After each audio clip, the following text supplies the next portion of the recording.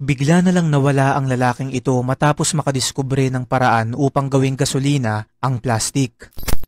Mga kaibigan, ito ay ang 21 years old na si Julian Brown mula sa Georgia. Meron siyang 1.9 million followers sa social media at dito ay ibinabahagi niya sa publiko ang proseso ng naimbento nitong paraan upang gawing gasolina o diesel ang plastic.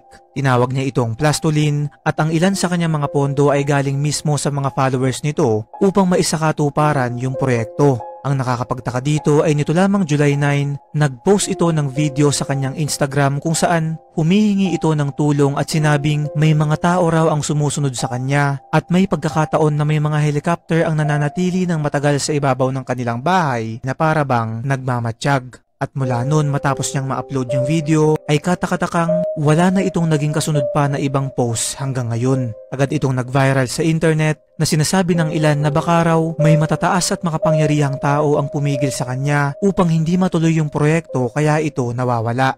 Ayon naman sa ilang reports, ay kahapon daw July 30 nakausap ng Daily Mail ang nanay nito na si Nia Brown at sinabing nasa mabuting kalagayan daw ang kanyang anak. Ngunit nung hiningan pa ito ng karagdagang impormasyon, ang sagot nito ay yun lamang daw ang maibibigay niya sa ngayon. Ano sa tingin mo ang nangyari, kaibigan?